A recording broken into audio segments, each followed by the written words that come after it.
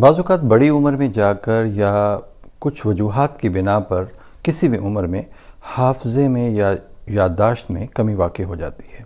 आइए आज इस मौजू पर कुछ बात करते हैं और देखते हैं कि वो कौन से तरीके हैं जिससे हम अपनी याददाश्त को या अपने हाफ़ज़े को बेहतर बना सकते हैं। मेरा नाम डॉक्टर सुहेल अहमद है। सबसे पहले तो ये देखिए कि क्या आप हर वक्त बैठे तो नहीं रहते। अगर आप रोज़ाना जिस्मानी वर्जिश करते हैं तो इससे आपके जिस्म और दिमाग में खून का बहाव बेहतर होता है। इससे आपका हाफ़ज़ा तेज़ होता है। याद रखिए, हफ़्ते में कम से कम 150 मिनट तक आपको दरमियानी दर्जे की यानी दरमियानी शिद्दत की वर्जिश करनी चाहिए, जैसे तेज़ चलना, या 75 मिनट तक ज़्यादा शिद्दत की वर्जिश जैसे कि जॉगिंग करना या साइकिलिंग करना वगैरह। अगर आप इस टाइम को कुछ हिस्सों में तकसीम कर लें तो ज़्यादा बेहतर है, क्योंकि अगर आपके पास एक ही बार वर्जिश करने का टाइम नहीं है तो आप दिन में कई बार 10 मिनट के छोटे छोटे वक्फ़ों में भी ये वर्जिश कर सकते हैं। इसके अलावा आप कुछ दिमागी वर्जिशें करें। जैसे जिस्मानी वर्जिश से हमारा जिस्म फ़िट रहता है, इसी तरह दिमागी वर्जिश से हमारा दिमाग बेहतर कारकर्दगी का मुज़ाहरा करता है, और ये वर्जिश जो मैं आपको बता रहा हूँ ये आपके हाफ़ज़े को बचाने में भी मदद कर सकती है। मिसाल के तौर पे अगर मैं कहूँ आपसे कि आप अपने दिमाग को रूटीन के मामलात से हटाकर कुछ दूसरे मामलात में लगाएं। मिसाल के तौर पर पढ़ना, खेलना, कोई नया हुनर सीखना, नया शौक़ शुरू करना, या किसी जगह पर रज़ाकाराना तौर पर काम करना, ये सब काम आपके दिमाग को तेज़ करते हैं।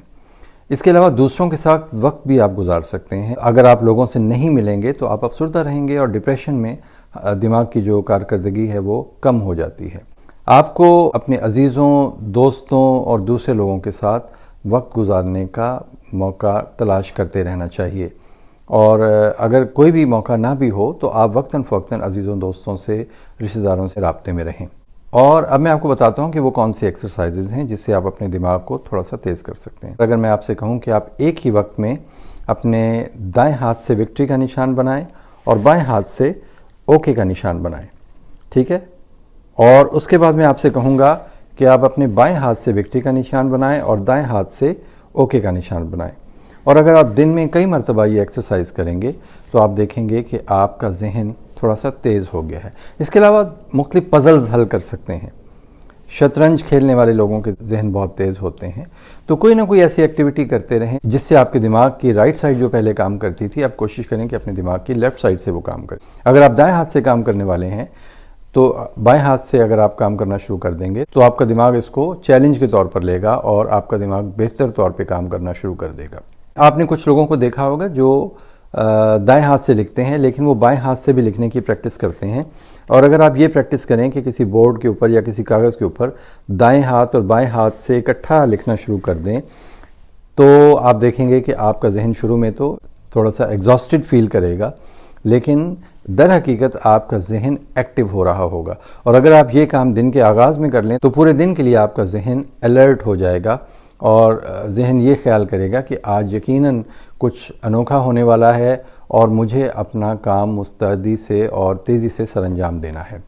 इसके अलावा जो लोग बेतरतीबी से रहते हैं, अगर आपका घर, आपका कमरा जहाँ पर आप रहते हैं बेतरतीब है, आपकी चीज़ें बिखरी पड़ी हैं, तो आपका दिमाग सुस्त हो जाएगा। इस पे बहुत रिसर्च की जा चुकी है और मैं आपको यकीन दिलाता हूँ कि अगर आप मुनज़्ज़म अंदाज से रहेंगे, अपनी चीज़ों को तरतीब से रखेंगे, तो आप यकीनन अपने जहन को तेज़ करने का बायस बन रहे होंगे। अब इसके लिए एक और चीज़ होती है कि आप चीज़ों को लिखना शुरू कर दें। जब भी कोई चीज़ लिखें तो उसे ज़ोर से बोलकर सुना करें, यानी कि अगर आपने कुछ लिखा है तो उसे बोलकर ख़ुद भी सुने, ताकि आपकी दिमाग में वो चीज़ तरोताज़ा हो जाए। इसके अलावा जो लोग ग्रॉसरी करते हैं और चीज़ें भूल जाते हैं, उनके लिए एक छोटी सी टिप ये है कि उन्हें चाहिए कि ग्रॉसरी की जो आइटम्स हैं उनको कैटेगराइज कर लें।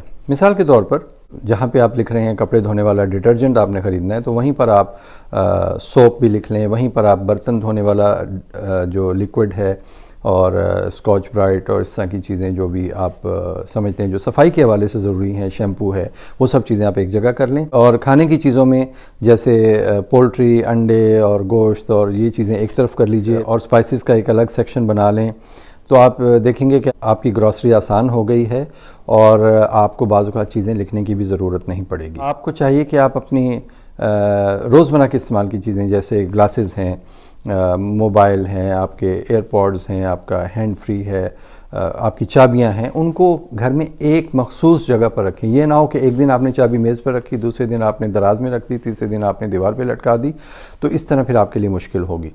اسی طرح الماریوں کے اندر سیٹنگ کا یہ طریقہ کار ہوتا ہے کہ آپ اپنی الماریوں میں اپنی جرابوں کا سیکشن علیحدہ بنائیں، بنیان اس میں علیحدہ پڑے ہوں، آپ کے جو ٹی شرٹس ہیں وہ علیحدہ لٹکی ہوں۔ اس کے علاوہ نئے اور پرانے استعمال ہونے والے کپڑے، یعنی کہ جو ابھی تازہ تازہ دھل کر استری ہو کر آئے ہیں، ان کو ایک جگہ پہ رکھیں اور سرکل میں کپڑوں کو استعمال کریں۔ یہ نہیں کہ جو نئے آ رہے ہیں انہی کو پہنتے رہیں اور جو پہلے موجود ہیں ان کو آپ نہ پہنیں۔ اپنی الماری میں مختلف کیٹیگریز بنائیے جس میں آپ مختلف لیول کی چیزیں، ایک جیسی چیزیں اکٹھی رکھ سکیں۔ تو جب آپ اپنے آپ کو اس طرح منظم کر لیں گے تو آپ دیکھیں گے کہ آپ کا ذہن تیزی سے کام کرے گا اور ان چیزوں میں سستی کا مظاہرہ نہیں کرے گا اور آپ کو چیزیں آسانی سے مل جایا کریں گی۔ اسی طرح میں اسٹوڈنٹ سے اکثر کہا کرتا ہوں کہ اپنے لیپ ٹاپس کو بھی، اپنے موبائلز کو بھی ایک الماری ہی کی طرح سمجھیں اور اس کے اندر فائلز اور آپ کی سافٹ کاپیز ہیں مختلف چیزوں کی، وہ اپڈیٹڈ ہونی چاہیے۔ مثال کے طور پر اب جیسے آئی فون میں آپ کو نوٹس کی فیسلٹی ملتی ہے یا آپ فائلز میں چیزوں کو سٹور کر سکتے ہیں، تو اسی طرح اینڈرائڈ یوزرز بھی اپنے پاس اس طرح کی اپلیکیشنز کو استعمال کر سکتے ہیں۔ مثال کے طور پہ آپ کے سکینڈ ڈاکومنٹس ہیں، آپ کے ایجوکیشنل ڈاکومنٹس ایک فائل میں ہونے چاہیے، سافٹ کاپیز، آپ کے جو آئی ڈیز ہیں وہ ایک فائل میں ہونی چاہیے، آپ کے لائسنس ایک فائل میں ہونے چاہیے، آپ کے سرٹیفکیٹس ایک الگ فائل میں ہونے چاہیے، آپ کے سی ویز کی ایک علیحدہ فائل ہونی چاہیے، اور اس کے علاوہ جو پرسنل ڈاکومنٹس ہیں ان کو علیحدہ علیحدہ کیٹیگرائز کریں اور اس فائل کا یا فولڈر کا ایک خاص نام رکھیں، اور جب بھی آپ سرچ کریں گے آپ کو آسانی سے وہ چیز مل جائے گی۔ ایک حل یہ ہے کہ آپ پریشانیوں سے بچیں، ایک وقت میں زیادہ کام نہ کریں۔ اگر آپ ملٹی ٹاسکنگ کی طرف جائیں گے تو ہو سکتا ہے کہ آپ کا ذہن انتشار کا شکار ہو جائے۔